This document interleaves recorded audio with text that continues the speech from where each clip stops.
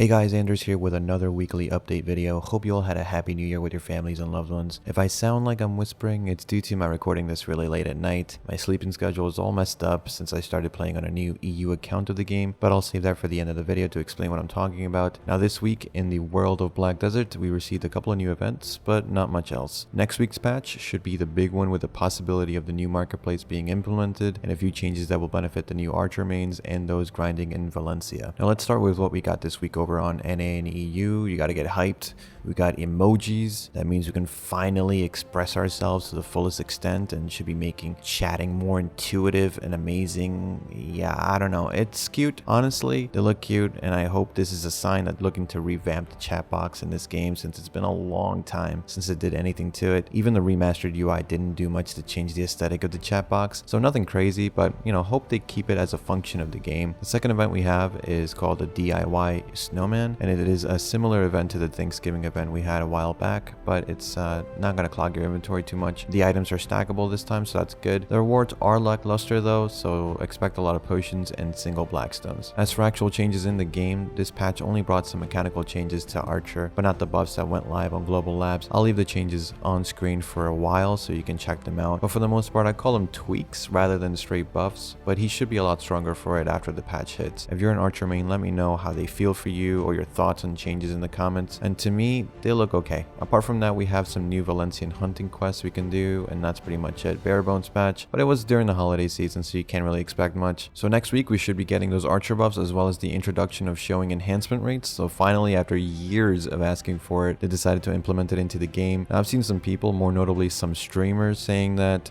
could mean the enhancement rates will be ninja nerfed as a way of give and take. So they give us visible enhancement rates and increase the fail stack caps only to lower the success rate across the board. Now that is pure speculation, and I'd say slight paranoia. But the funny thing is, if we do get changes like that implemented, it's going to take a while before we can definitely say that the rates are indeed nerfed or untouched, since that sample size you need is going to be huge. My personal opinion is that rates don't really matter. The items will either go up or not. And at the end of the day, it's really on you to deal with either outcome. The way you enhance should stay relatively the same. You want to work on one piece at a time and not waste high fail stacks on side upgrades or foolish attempts. That's pretty much it. That's all I have to say about that, really. Now, last week, Korea received an update that allows you to melt yellow accessories from Valencia into Jonas fragments, essentially making Kadri rings, Serap's necklaces, Sissels, and Centaurus belts a lot more profitable, since you'd want 20 Yona fragments for one Bassi belt. Now, this is really good.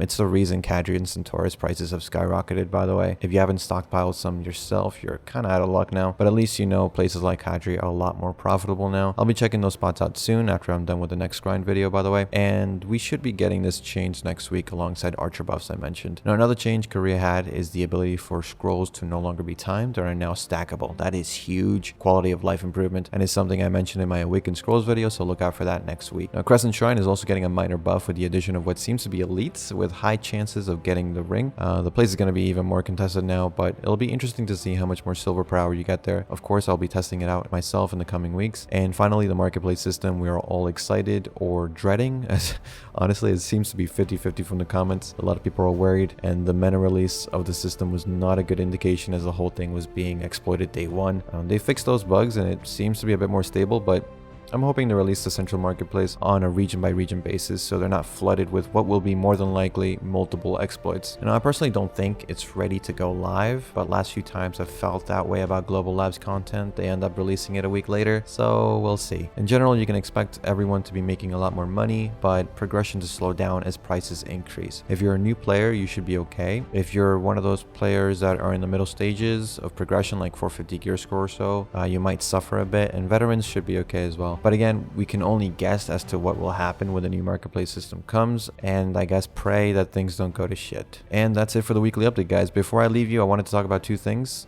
One is the class guide coming out soon. I released a trailer compilation which will act as an addendum for the class guide, as last time I made one, I had a lot of people asking for something like that, so I made it. The guide should be out next week. As for why my sleep schedule is screwed, well, I started playing on the EU servers almost a week ago. Fresh start, starting over completely.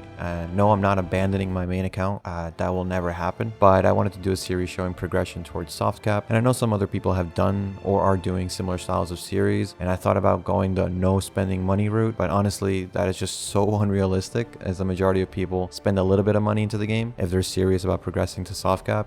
So with that, I followed my own advice from my how to spend your money wisely video and spent around $60 on the game, the bare minimum to really play the game in my opinion, and we'll see where that gets me. So far it's going really well, and I'm honestly surprised at how much I'm enjoying progressing early on. I'll try and set up streaming so I can show you the progress live on Twitch, but my idea is to also at least put up a weekly update video on this account to show you my progress as we try to reach our goal. And that's all I got for you guys this week. Let me know what you thought about these events. Are you excited for the changes coming? Are you interested in the progression series I'm working on? Let me know in the comments down below. As always, remember to like and sub if you haven't already, and make sure to click on that bell icon to get notified when I upload my next video. And as always, thanks for watching, thanks for listening. I'll see you all in the next one.